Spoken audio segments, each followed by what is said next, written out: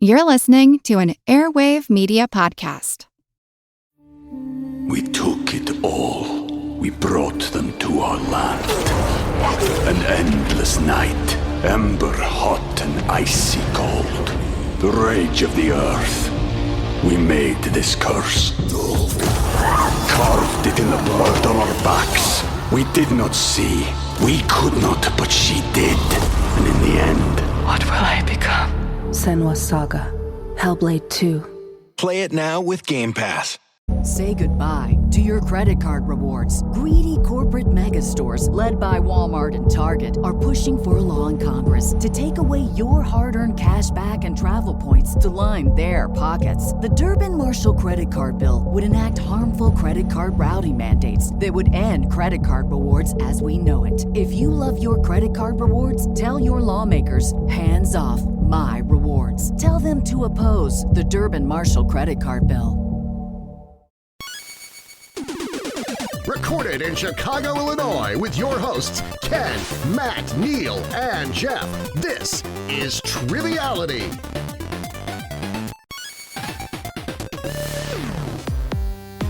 Hello and welcome to Triviality, the game where a lack of seriousness meets a little bit of knowledge. My name is Neal, here with Jeff and Ken. How you doing tonight? Good evening.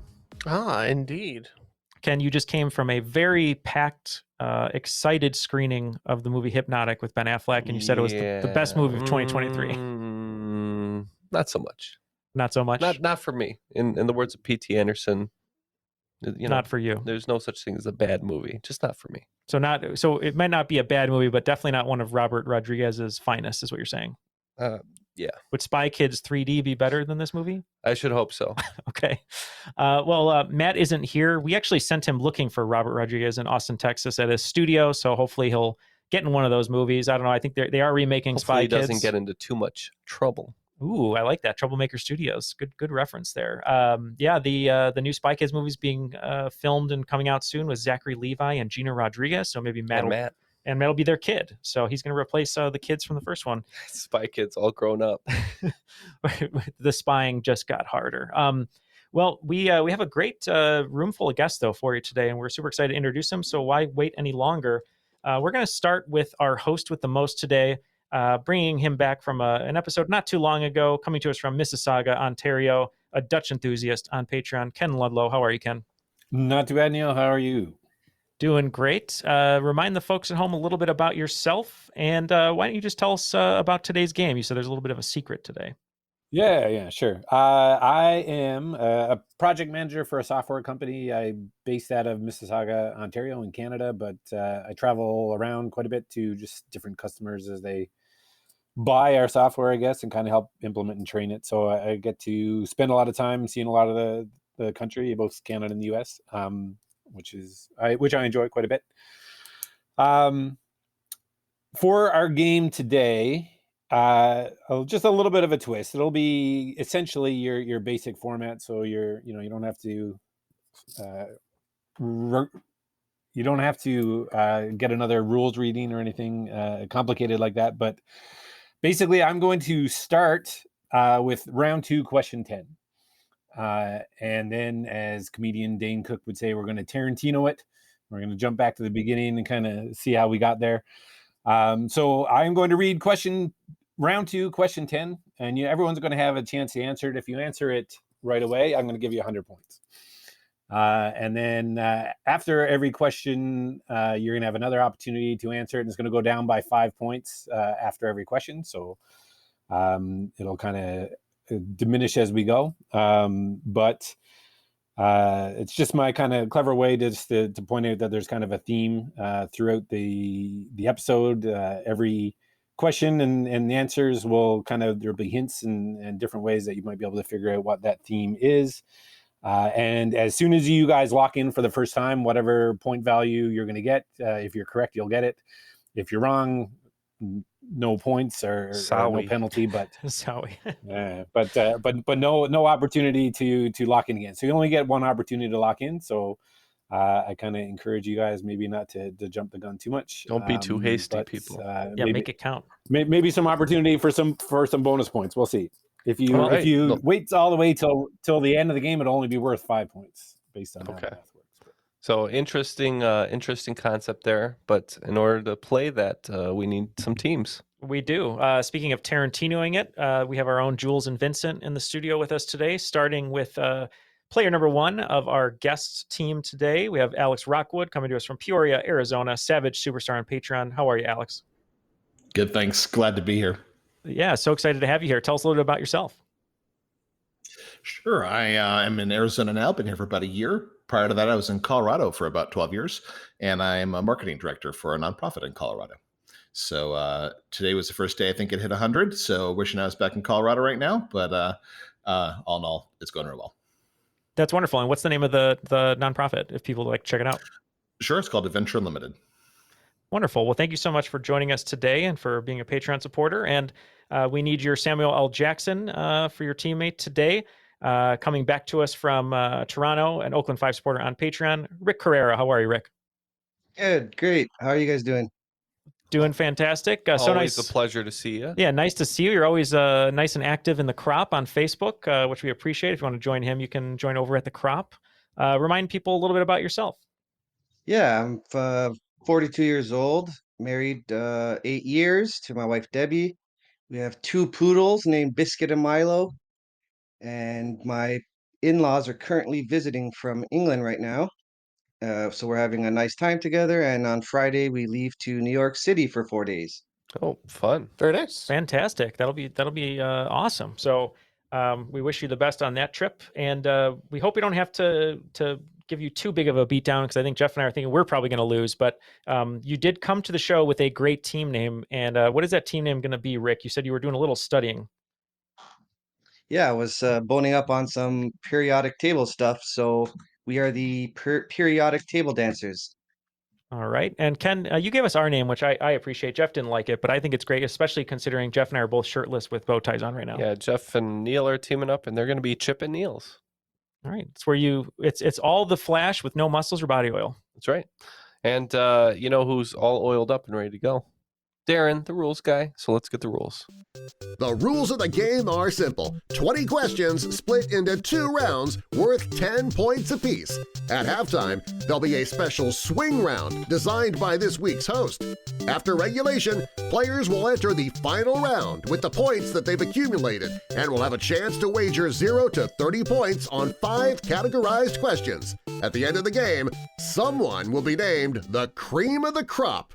Yeah, I know. I'm living in a nightmare, and I am the cream. All right. Well, we have the rules, and we are ready to rock and roll. So let's go.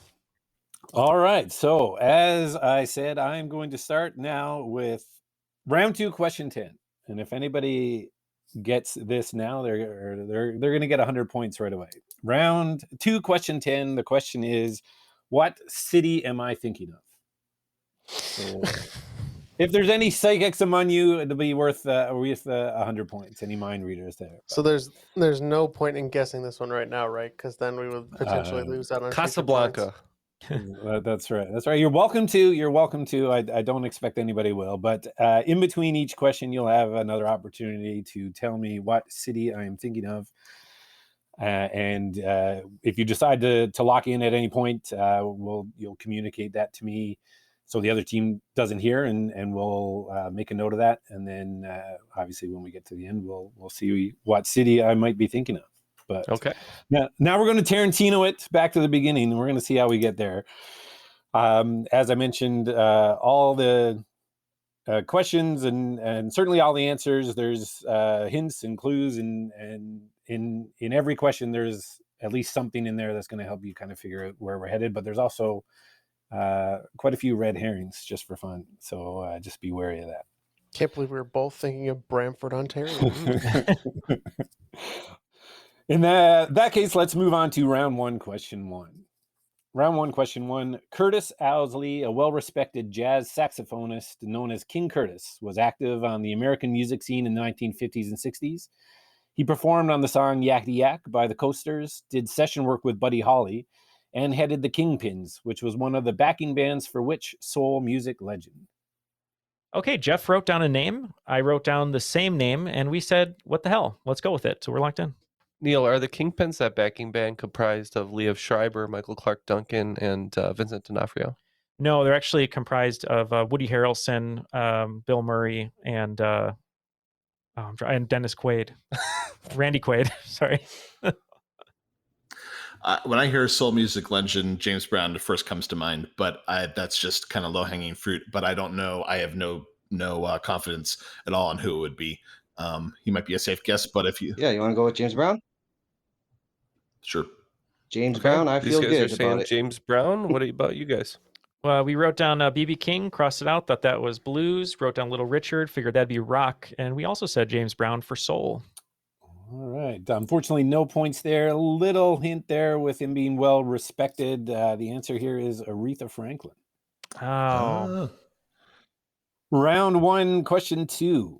The television show Haven, which was set in the fictional town of Haven, Maine, and filmed on the south shore of the province of Nova Scotia in Canada, was based on what Stephen King novel? The series aired on Sci-Fi from 2010 to 2015 and starred Emily Rose as FBI agent Audrey Parker and Eric Balfour as Duke Crocker. All right, Alex. I think it could be the Tommyknockers, and I don't think there's anything better than that. Yeah, I'm not thinking of anything either. If that's what even a hint of a guess, let's go for that. All right, let's lock in with that. It seems fitting that the periodic table dancers would go with Tommyknockers, but I believe this is the Colorado Kid. That's our guess. Yeah, and that is it. It's based on one of his not quite so horror stories. The Colorado Kid is correct. All right. Heard of that. Anyone want to lock in with round 2, question 10? Definitely not. Not All right. Denver. All right. I told you there's going to be a few red herrings in there. So let's go move on to round 1, question 3. Of all the companies that own naming rights to buildings that host teams in the 4 major American sports leagues, there are a few that sponsor 2 different buildings, such as FedEx Field in Washington and FedEx Forum in Memphis, and T-Mobile Park in Seattle and T-Mobile Arena in Las Vegas. What company has the naming rights for the most stadiums in the 4 leagues, with 3 different buildings, an arena in Vancouver and a place in Edmonton? I can lock in, Alex. Okay, they're locked in over there. Jeff, are you thinking it's American or Canadian? Well, Vancouver and Edmonton are in Canada, so I'm thinking it's probably a Canadian company as well. Something tells me that it's potentially Scotia Bank.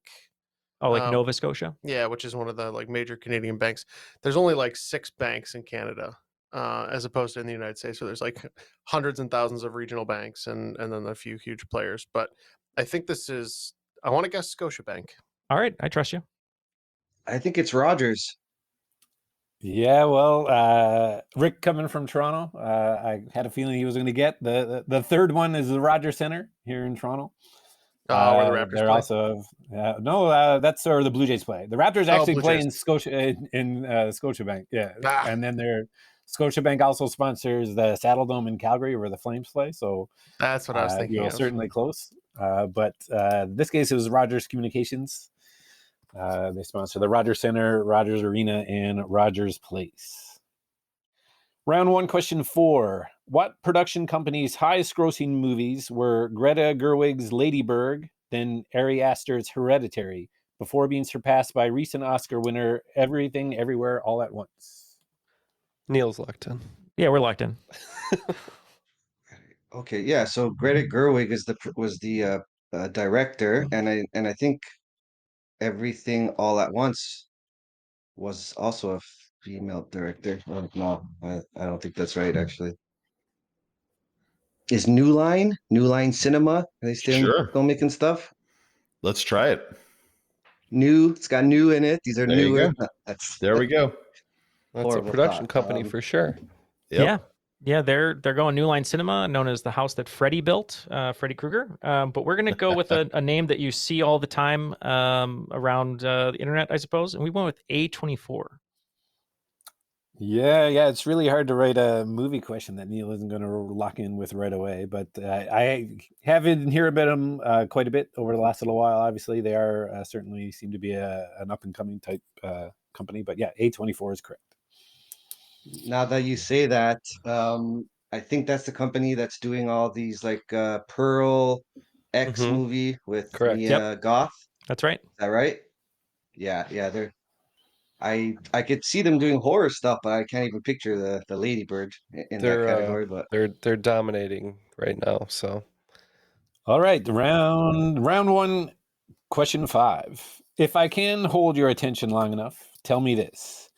What is the last name of the German physician from the 18th century generally considered to have started the practice of modern hypnosis? He was played by Alan Rickman in a 1994 movie of the same name that I'm sure was probably described by critics as fascinating, enthralling, or spellbinding. All right. We aren't sure, but we think we know a movie that Rickman was in around that time period, and we think it could be right. So we're going to lock in. All right. So, Rick, I know there's a guy named Mesmer, and that's where you get like mesmerized, like in the clue it said to hold your attention long enough. And then fascinating, enthralling, or spellbinding is part of the question. And that all to me sounds like mesmerizing. And I know Mesmer lived back in that era and was at least tangentially related to hypnotism. So I'd say Mesmer would be my guess on that.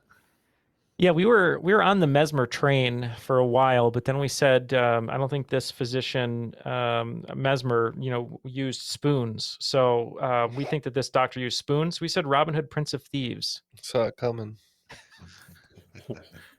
Blunt spoons. Blunt spoons. Yeah. Alex was spot on. Got all the clues there, which I appreciate. The answer is Mesmer. His first name Franz Anton. But Mesmer is the right answer, and that's where we get mesmerized. After 5 questions in the first round, it looks like both teams got 2 questions right, so 20 points apiece. Perfect. Close game. I'd like to see that. Before we move on to round one, question 6, for 75 points, what city am I thinking of? Or we can Not yet, Ken. Yeah. All right. Round one, question 6. What is the name of the model of the sports utility vehicle made by Ford that is the largest of its fleet and can seat up to 8 passengers? Comparable to Chevrolet's Tahoe and GMC's Yukon, fittingly, its name means a journey or long trip undertaken by a group of people. I can lock in. Okay, I'll they pop it are in chat real locked quick. in. Is this the current model, or is this just the historically? Oh, current. Yeah. So when I think of big Fords, I think of the Expedition. Is that what you're thinking? Yeah, they used to have one called the Excursion, and that was their big flagship, but they've since done away with that. And much like Tahoe has a larger, longer suburban counterpart, now it's just the Expedition and the Expedition XL or something, which is stupid. But yeah, we want Expedition. Yeah, that's what I had as well. Expedition. Points for everyone that one. All right. Thanks. Round one, question 7. What unit of measure is defined as the force needed to accelerate 1 kilogram of mass at the rate of 1 meter per second squared in the direction of the applied force? Neal, I think I have a good guess if you want to just go with me. Let's lock in. I think this is called 1 Ken bench press. Don't sell yourself short. You can do at least 20 of these 10 bench presses. If you want to join, Still not very if good you want to at join all. Chip and Neal's, you don't even need muscles, so we don't have to worry about a bench press. I'm all back, no chest. Your solo My dance back at is ripped, Chip but and Neal's my- is just your back. Yeah, I never turn to face the crowd. You're open to taking new members there at Chip and Neal's, are you? Of course, it's an open house for anyone who wants to. Ken makes a lot more money when it's just the back. Yeah. So, Rick, I think we're looking for some sort of unit of measure here, and I'm not entirely sure what it is, but when I think of acceleration and trying to make a force go faster, horsepower is what's coming to mind. Yeah, I agree with that. Does that work for you? All right. Let's do it. We'll go with horsepower.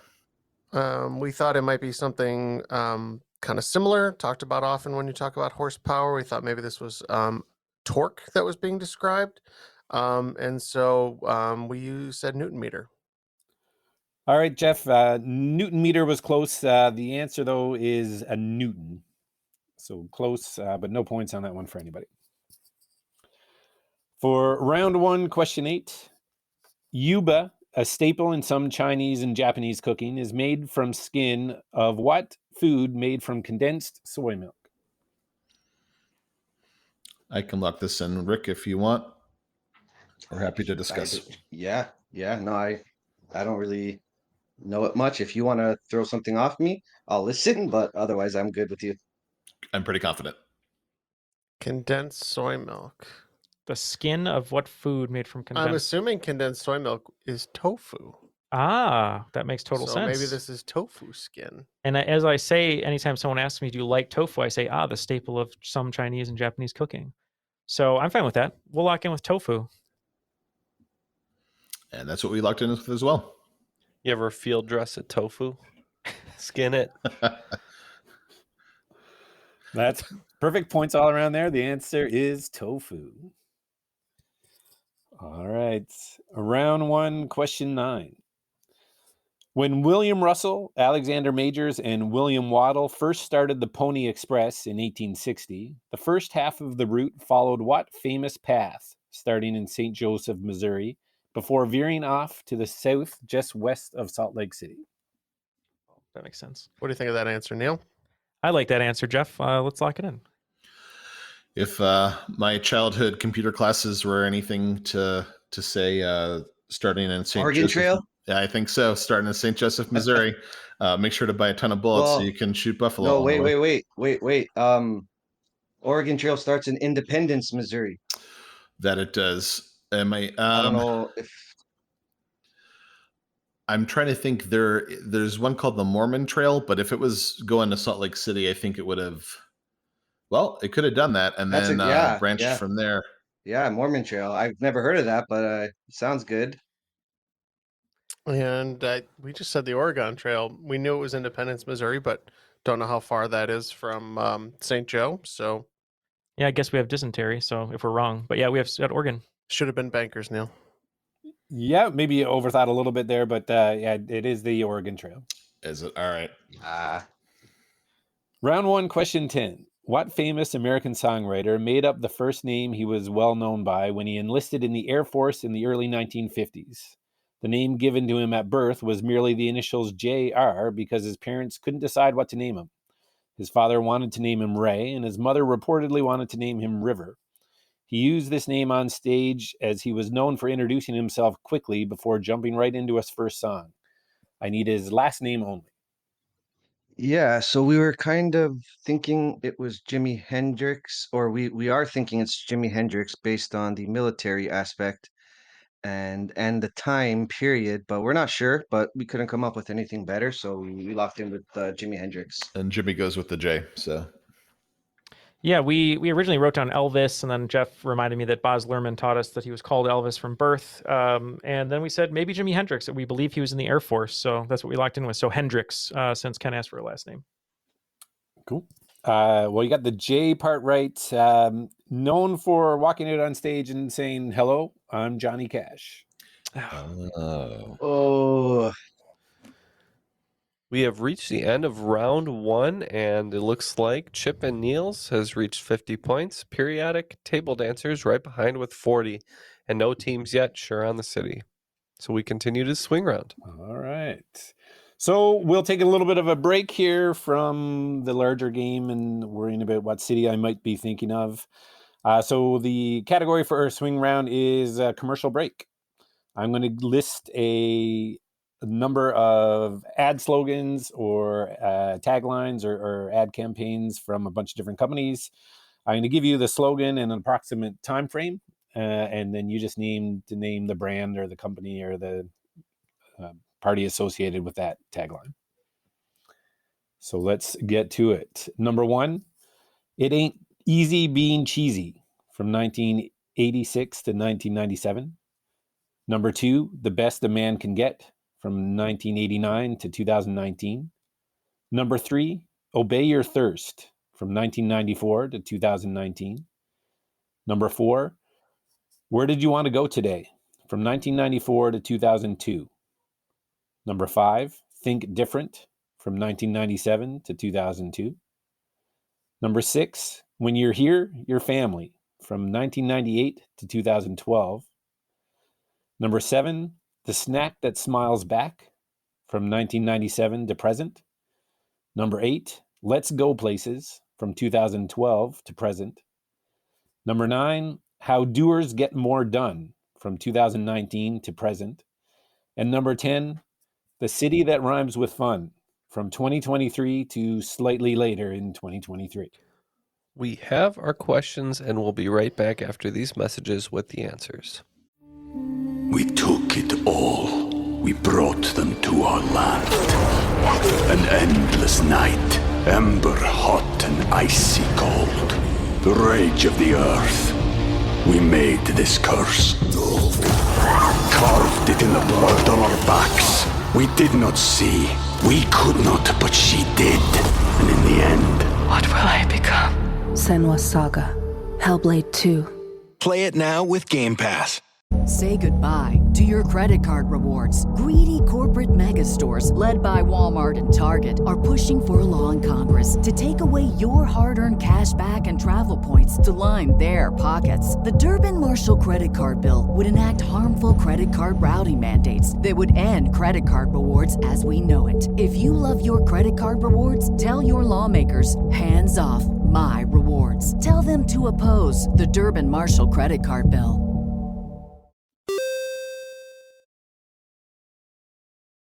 And we are back with our answers, and let's see how these guys do when we hear the slogans one more time. All right, number 1, It Ain't Easy Being Cheesy. Yeah, we went back and forth on this one. It was almost a coin flip. We weren't sure if it was Velveeta or Kraft. But Jeff? I do love me some mac and cheese. So we said Kraft. We had a different idea. We thought that too, but we think this might be Chester Cheetah speaking on behalf of Cheetos. And Cheetos is it. Good job. Nice poll. All right, I feel good about most of the rest of these now. All right, so we'll see. Number 2, The Best a Man Can Get. Yeah, we said King C. Gillette. Yeah, we had Gillette as well. Yeah, Gillette is right on.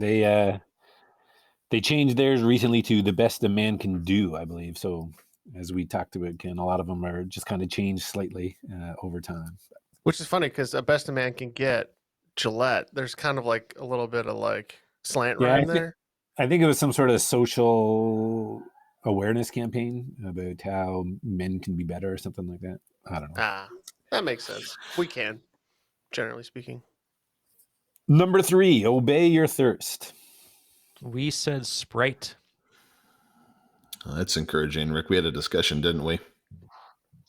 Yeah, we were deciding between Sprite and Gatorade, and we went with Sprite. We did. Good choice, because the answer is Sprite. Number 4, Where Do You Want to Go Today? We were reminiscing about the times when we would print out directions from this site and use them to drive around with, which seems crazy now, having GPS. We don't even know if it's right, but we just said MapQuest. We were kind of thinking that era as well, and early internet, but we thought it might have been a search engine from back in that era and went with Yahoo. Well, no points. You're both right. Obviously, it was computer related, but a little on a larger scale. This is Microsoft. Number 5, Think Different. We said Apple. We said Apple as well. I think we remember seeing some posters with Einstein and Gandhi and other famous people from that history. Yeah, for sure. That was a pretty well-known one. That one is Apple for sure. Number 6, When You're Here, You're Family. This one took us a long time. We initially thought it was an ad for Fast 10, the new Fast and the Furious movie, but we said Olive Garden. It's because nothing's more important than being here or family. Or family. Here with family. Being Canadian, I was thinking of the Italian counterpart on our side, which is called East Side Mario's, but we also went with Olive Garden. Yep. And that is right on. Sometimes, Rick, being from Canada, it's a little bit difficult to judge how popular some of this stuff is on the other side of the border and how hard or easy it might be, but it was spot on for both of you guys. Olive Garden. Number 7, The Snack That Smiles Back. Until you bite their heads off. We said Goldfish.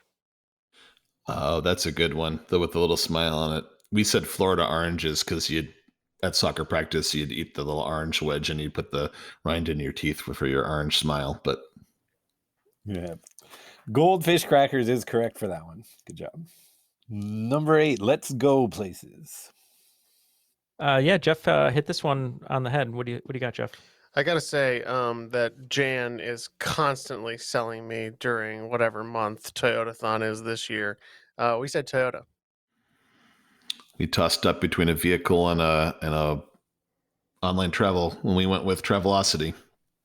Yeah, this one was Toyota for sure. Yeah. Jeff, do you celebrate Toyotathon? Mm-hmm. I do every year. Who do you sacrifice? That's a deeply personal question. That's why the cars are red. All right, number 9. How doers get more done. Yeah, Jeff did his best Josh Lucas impression and put some music in the background, and we said Home Depot. Ding, ding, ding, ding, ding, ding, ding. Ah, that sounds good. Yeah. We went Xerox. We thought it was a businessy thing. Yeah, this one obviously changed recently. This was Home Depot. I think Home Depot is better at just taking my money and then eventually I maybe get to the project. I don't know about getting things done. All right, guys, the last one. The city that rhymes with fun, from 2023 to just slightly later in 2023. This one took us forever. Ken was like berating us, saying you guys should know this. We couldn't think of it. And then finally Jeff said something that a light bulb went off my head. And he said, is it a Canadian city because of Ken? And then I said, oh, it is a Canadian city. And we locked in with Regina. We did not have that thought. We went with London because it rhymes with fundin'. Yes. This was big news, Rick. And certainly up here in Canada, I thought maybe you would have grabbed that one. But yeah, the answer is Regina in Saskatchewan. Obviously, that was shut down pretty quickly. The other choice that they had was show us your Regina. Both of those. Wow. Both of those were very quickly shuttered, and they moved on from there. But that's it. Following the swing round, both teams have increased their scores, but a little more so for Chip and Neal. It's 90 points for them and 65 for periodic table dancers. All right. Then we will move on to round 2, question 1. People often get the London Bridge and the Tower Bridge confused. London Bridge is well known due to the song, but the Tower Bridge is the one that is more visually iconic. Some people think that this is the mistake that American oil magnate Robert P. McCullough made in the 1960s when he bought the London Bridge, had it dismantled, shipped, and then rebuilt in Lake Havasu in what U.S. state? All right. This is now my home state, Arizona. It's Lake Havasu, Arizona. Oh, that's good because Yep. I was starting to feel bad because I learned everything that was in the question when I went to London to visit my wife's family. The whole thing. Oh, cool. The fact that out of spite he just took it apart and brought it back, but I'm happy you got it. Yep. Cool. We're in agreement. And we too said Arizona. Yeah, when I heard Alex was from Arizona, I thought that one might be a gimme for him, but you guys are correct. The answer is Arizona. Round 2, question 2. The first known use of a coin made from gold as currency was in what kingdom, located in what is now Western Turkey? Its capital city was Sardis, and King Croesus ruled from 585 BC until he was defeated by Cyrus the Great of Persia around 546 BC. Yeah, so we're not quite sure the time period of this. We were thinking that Turkey's had a few different names over its history, and we couldn't really get to it, but we decided to go with Byzantine. Okay. What do you guys have? Yeah, we don't know. We discussed a few. I remember the Phoenicians were around in that area, and then we were thinking this might be close to the Greeks, and the Macedonians were close to the Greeks, so we guess Macedonia. All right. The answer is Lydia. In a strange twist of fate, I was just listening to a podcast that had that information in it. Otherwise, I wouldn't have known that in a million years, but I happened to this time. Only took you 35. And you know what? I'm going to forget it next month, by the way. Yeah. All right. So we'll move on. Round 2, question 3. What term was conceived for an inning in baseball in which the pitcher faces 3 batters and strikes out the side in order on 9 straight pitches? So I was thinking immaculate inning, but I might be confusing that with the immaculate reception. And I'm trying to think about, a perfect inning. So in the question, Ken asks, what term was conceived for an inning in baseball? So I like the immaculate inning in that. Yeah, immaculate conception. Yep. Yeah, let's do that. Nice. So unless I'm reading too far into it, but that to me, I think you pulled a good answer there. Yeah, I'm good with that. We're locked in with immaculate inning. We had a similar conversation. I couldn't remember the name of it, and I was trying to get Jeff to talk to me about the famous Steelers catch. He said immaculate, and then it clicked. We said immaculate inning. Yeah, great job. You guys picked up on the clue I tossed in there. Immaculate inning is correct. Points all around. Round 2, question 4. What author, famous for stories set in the fictional Yaknapatawpha County in the American South, joined the Royal Canadian Air Force during World War I after being rejected by the U.S. Air Force for not meeting the physical requirements? He did not serve in combat. Again, I need his last name only. Hemingway lived in Florida, but we don't really consider that Florida's its own beast. So, and I think of him as writing about like Spain or Cuba or other places like that. But I'm not sure. It could have been him. He certainly had that lifestyle. I just think Faulkner, I just know was Southern, but I have no idea on his timeline.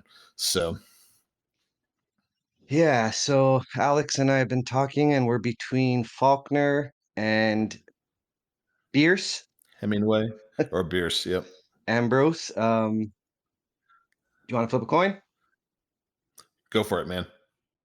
All right, so we have a chip in the studio, our Triviality Vegas chip, and heads will be Faulkner, and tails will be Bierce. So here we go. Let it ride. And you got tails for Bierce. Bierce is great. Bierce, there we go. Great callback there. We had no idea, so we just picked an author from the South, and we just said Faulkner, ironically enough. Yeah, the coin didn't do you very well there. The answer was Faulkner. Oh. Good job reasoning it down to that. Sorry, Alex, that was yours. No worries. I had no confidence in it, so totally fine. And with that, the Chip and Neal's team has actually also locked in their guess for the final question, and that will be worth 30 points if correct. Keep going. Round 2, question 5. Headquartered in Vancouver, British Columbia, and known for providing luxury clothing, what fashion brand started expanding into the U.S. in 2022, including a location in Chicago? Their name consists of a tree and a building, but there's no indication that it refers to any specific tree or building. All right, periodic table dancers. We're going to tap on this one. So, at first, I didn't really hear the word luxury, and then I was picturing. And I also just didn't understand the question properly. And upon further second reading, so we're thinking that the name is like a 2-word name. One word is a tree, and one name is a building. That's what I'm thinking, like Oak Shed or Spruce Outhouse or something. Oh, I have something. I don't know if it's something, but it's Oak and Fort. Ooh, I like it. That's a tree in a building. It's a tree. It's a place. Oak and Fort. Let's do that one. Locked in. Wow, I don't know if that's correct, but I have never heard of that. That's a very good guess though, because it fits the clue. We had no idea, so yeah, we just said it was a pine scraper. No, it dawned on Rick right at the last moment. Oak and Fort is correct. Wow. Yeah, good pull. Rick. Really good pull. My gosh. All right, well, after 5 questions, it looks like the scores have increased to 120 for Chip and Neal's and Periodic Table Dancers with 95. Gaining ground. All right.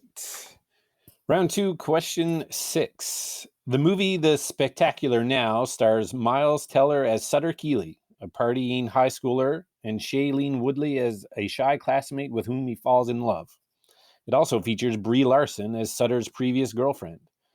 Woodley was previously reported to have been offered the lead role in what movie that eventually went to Larson and won her an Oscar? We can lock in. Movies. Just keep feeding us the movie questions. That's all Neil. I think I got it. Right his Do tail you have anything, Alex? I have 0 on this, Rick. So Rick coming with confidence. do what you did last round, my friend. I'm pretty sure it's either called Room or The Room. Okay. So it's about, I think it's her and a boy are kidnapped and they just live their entire life in this room. Okay. I haven't seen the movie, but that's kind of when they talked about Captain Marvel and whatever, that was brought up. The Room. Did you win an Oscar for it? Oh, hi, Mark. I think that so. movie should have won an Pretty Oscar. So you're going with if Room? you What had are any you guys sort going of with? We're going Yeah. to go with the same answer. I think Rick's on the right track here. Make sure we're not going to say The Room, though, because that'd be Tommy Wiseau. We're just going to say Room. Yes, Room is correct. I always assume. All right. I always assume that movie questions are going to be a given. Neil, I've been on the show a few times. I don't think we've ever talked about it, but I also worked at Blockbuster Video for quite some time. So, Oh, did you? Yeah. movies are my my usual go-to questions, but I got to avoid those when I know you're playing. Well, maybe write us a Patreon bonus of all movie questions, so then we can all have fun. Blockbuster is one of my favorite jobs ever, except getting yelled at by doctors saying they didn't deserve to pay late fees. So that was about it. I got many Very times. specific, many Neil. times. Yeah, On my birthday. I know your pain there, Neil. I know your pain. Round 2, question 7. Named for a particular city's denizens, what cocktail is made with bourbon, red wine, and freshly squeezed citrus such as orange or lemon? Yeah, we don't have anything good on this question, and we just threw out a random New Orleaner. A random denizen. A random denizen. So we think that while maybe one of the drinks in one of the 5 boroughs is much more popular, namely it's Manhattan, we think this is named after New Yorkers, and this is potentially a New York sour. No, New York Sour is different. This is named after the denizens. This is a New Yorker. It is a New Yorker. Oh. Wow. So simple as that. We'll go to round 2, question 8. An international airport on the northern coast of the island of Jamaica is named after what British author? The author had an estate nearby where he wrote all the books in his most famous series of novels, and a number of movies based on those novels had scenes that were filmed there as well. Yeah, Neil's got a great guess. We're going to go ahead and lock in. All right.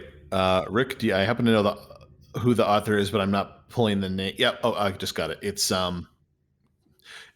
Ian Fleming for the James Bond stuff. He'd go to Jamaica every year. He'd take a month off, go to Jamaica, write a book, and go back to, I think he was MI5 or MI6 or something like that. So I'm pretty sure it's Ian Fleming who did the Bond novels.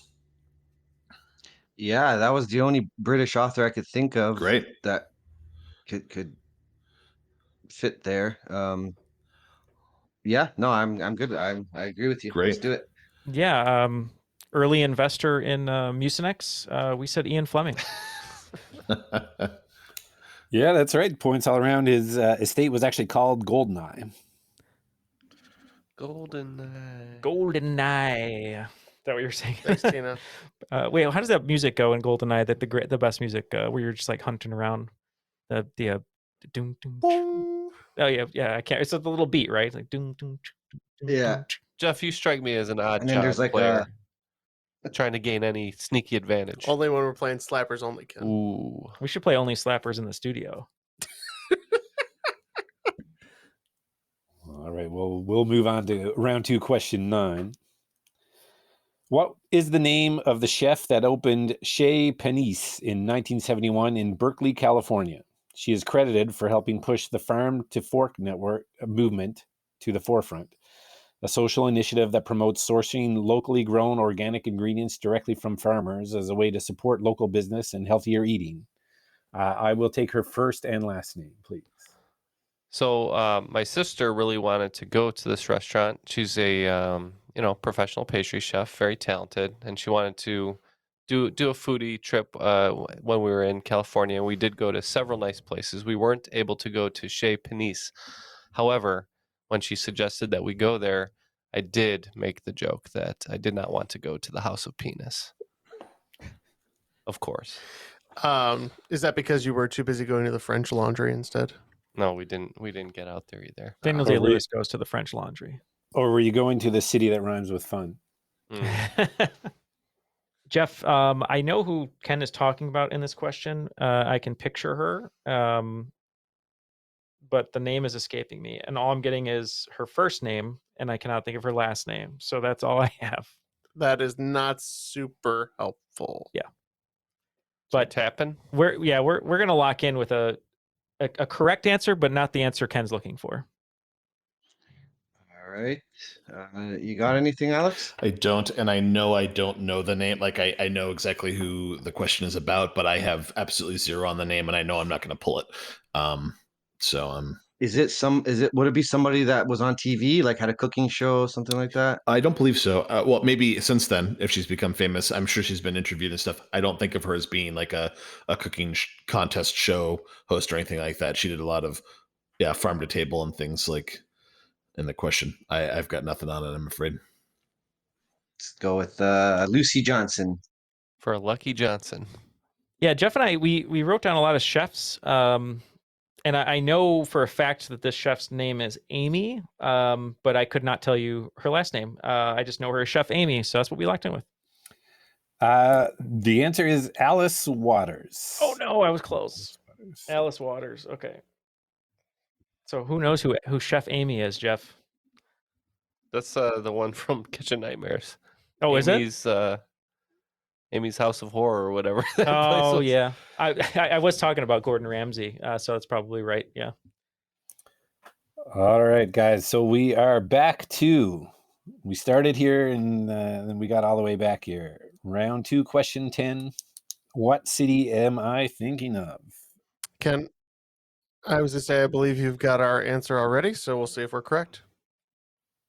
Periodic table answers. The answers so far have been Aretha Franklin, Colorado Kid, Rogers Communications, A24, Mesmer, Expedition, Newton, Tofu, Oregon Trail, Cash, Arizona, Lydia, Immaculate Inning, Faulkner, Oaken Fort, Room, New Yorker, Ian Fleming, and Alice Waters. I don't know. Are we just going to throw out a city? Yep, let's do it. All right, we're going with Montreal. Great city. Great city. What do you guys say? Jeff, and how did you get to your answer? Yeah, let Jeff explain it because he's the one who really figured this out. I was looking in the wrong direction, just thinking about all these terms. I was like, Rogers, Expedition, is it a football player, Colorado? But I'll let you explain. Jeff got out his Enigma machine. Yeah. That's right. Started to decode I started plugging old school like phone jacks into holes in Neal's wall. They weren't there when I started, so Neal was very upset. Apparently that doesn't help his security deposit. But we said Sacramento, California. And the reason we guessed that was kind of looking at some of the words here. I started to kind of spell out some stuff. You will notice that the first one doesn't start with an S, it starts with an A. But we did start with question 20. So it says Sacramento, so it's California, S. So it's like kind of an Ouroboros deal, I'm thinking. And that's why we guessed it. Yeah, there you go, Jeff. You figured me out. I didn't want to start with S because that'd make it a little too obvious. So round 1, question 1 started with A. And if you look at the first letters all the way down, it spells out Sacramento, California. But then you're right. We did actually start with round 2, question 10, and the answer there is Sacramento, California, making the first letter an S. Wow. If you read down like through the questions, there is in almost every question there is some sort of and obviously vague references to Sacramento, California all through it there.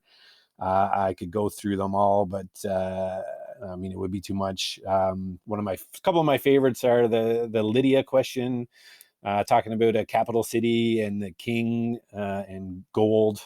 Obviously, Sacramento was big in the gold rush. Oak and Sacramento Fort are Kings basketball team. Yeah. Yeah, Oak and Fort are two kind of neighborhoods in the area. Berkeley's not too far down the road. Berkeley's not too far down the road. What else do I see there? Greta Gerwig was from Sacramento, and Lady Bird was set there. Brie Larson's from Sacramento. There are a few there where there aren't any necessarily cues outside of the first letter of the answer, but like I said, I didn't want it to be all of it there, and also it was pretty tough coming up with questions that have things to do there. But that was the goal. That was the goal. So you guys figured it out. Yeah. Well, a well-written Jeff. puzzle by Ken here. That brings Chip and Neal's score up to a commanding 170 and trailing behind, but not out of the game yet, Periodic Table Dancers with 115.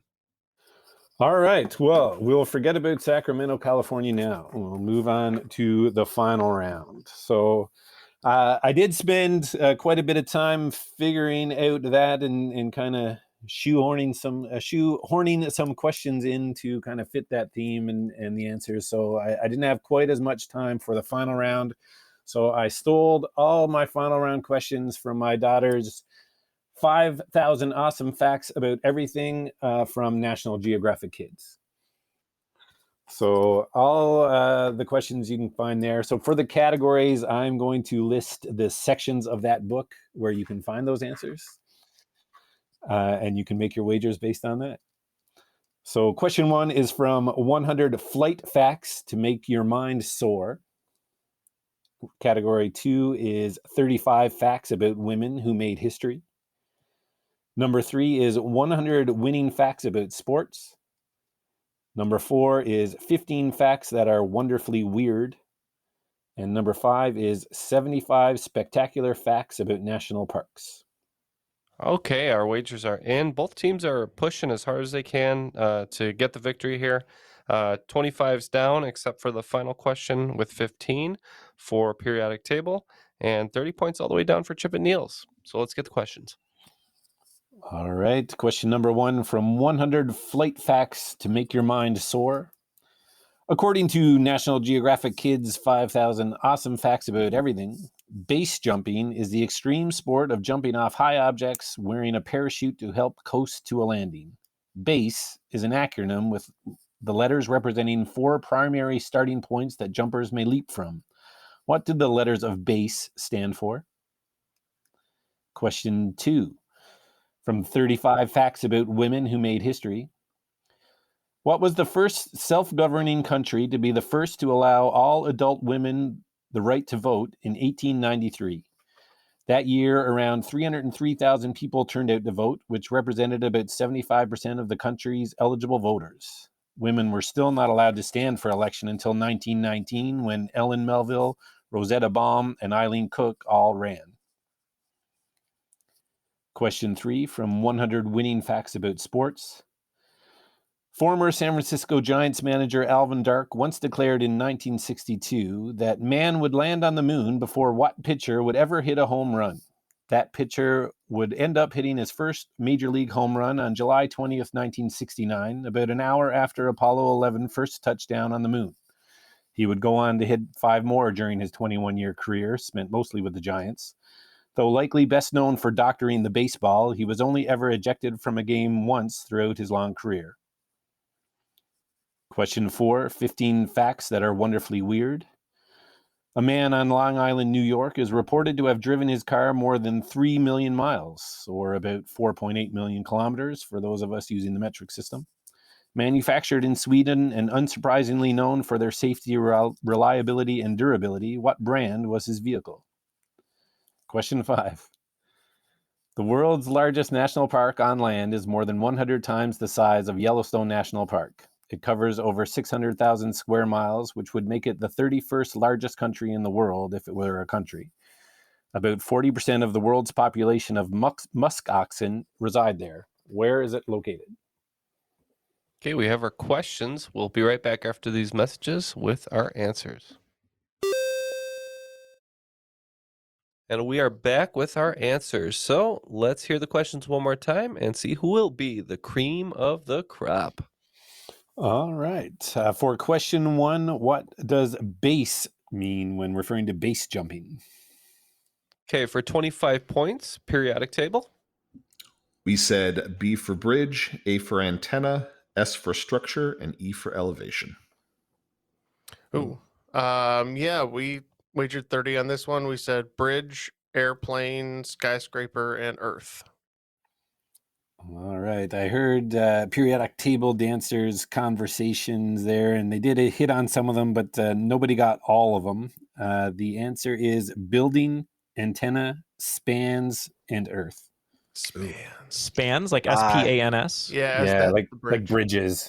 Oh, antennas. That's a really good. I didn't even think about antenna. Yeah, because you're jumping from like really low places, really. So, wow. All right.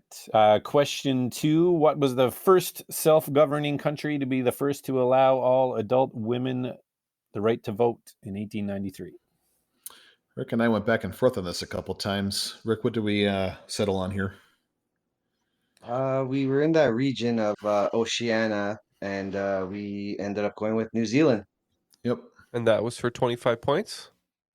And for 30, we took some inspiration from a friend of the show, Ryan Boyd, and we also said New Zealand. Yeah, great job. So points all around there.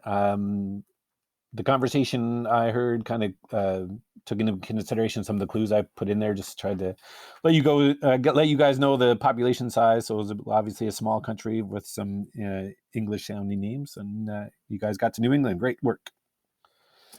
Question 3. What longtime Major League pitcher hit his first home run just after Apollo 11 first touchdown on the moon? For 25 points, periodic table. This was a toughie. We kind of danced around trying to find someone from this era. We went with Sandy Koufax. Was that it? Yeah, for 30 points, I was initially thinking of Sandy Koufax. I feel like he was mostly with the Dodgers, though, or maybe the Mets. I can never remember. But I could not think of this one. I'm not a big baseball aficionado, but I do know one of my favorite pitchers based on looks and name only is Raleigh Fingers. So that's what we locked in with. That was your name in certain films as well, right? It was, but they're now on the dark web, so. Good guesses there. The answer here is Gaylord Perry. All right. Question 4. What brand of vehicle did a man in Long Island drive 3 million miles? Rick, you clued right into this one. I did, and I'm very certain that Jeff also got it, but we went with Volvo. And if correct, that'll be worth 25 points. Yeah, waiting for them to come up with the corporate slogan, the car that rhymes with fun. But we also said Volvo. There you go. That'll be on the next quiz, I'm sure, but your answer are correct for both of you. The answer is Volvo. Congratulations, you got the episode title.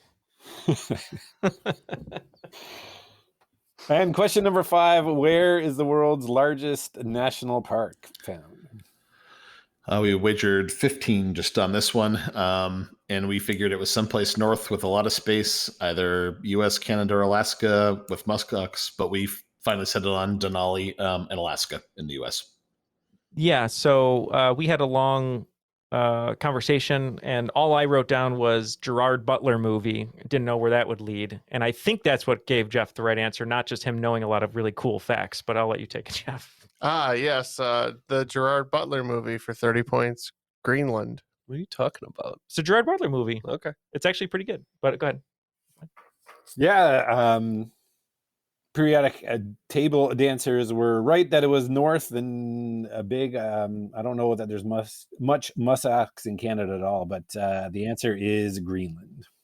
All right, that'll conclude today's game, and we had a little bit of back and forth in that final round, but the scores are a very tidy 100 points for periodic table dancers and 200 points for Chip and Niels.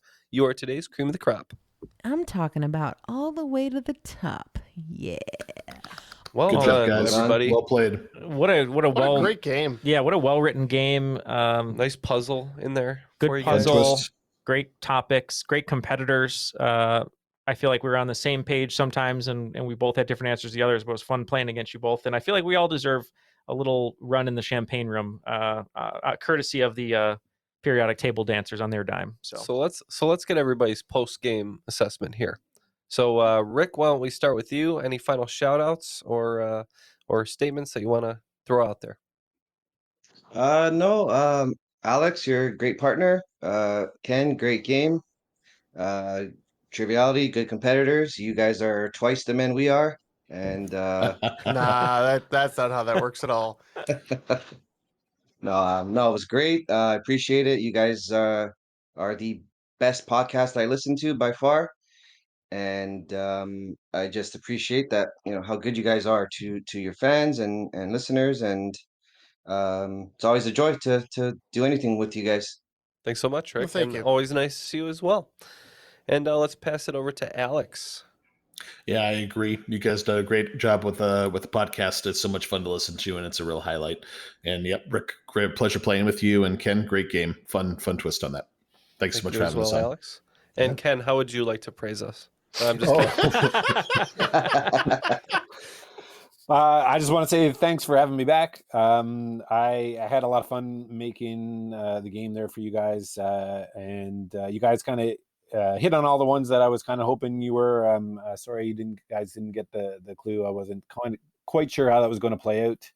I was last time I was on and hosted a game, I kind of played it straight up, so I was looking for something a little different there. So if I'm going to shout out somebody, I'm going to shout out my boss, because after I had the idea for the theme there, I kind of did a lot of this when I was supposed to be working, but she doesn't know that. But it was great. Thanks for the opportunity, and great job, everybody. Thank you again. No, that was a lot of fun. I think we can certainly say that it was had a little bit of an added element there with flair with the puzzle involved. Certainly. So, well yeah. done. And before we go, we always want to shout out Airwave, our network. Check out airwavemedia.com and check out some of these podcasts, such as Unspookable, This Week in Travel, and History Tea Time. All right, and one more time, thank you so much to Alex, Rick, and Ken for being Patreon supporters. If you want to join them, you can go to patreon.com/trivialitypodcast. And for the gentlemen in the studio, Ken and Jeff and Matt, who isn't here, my name is Neal, and that was Triviality.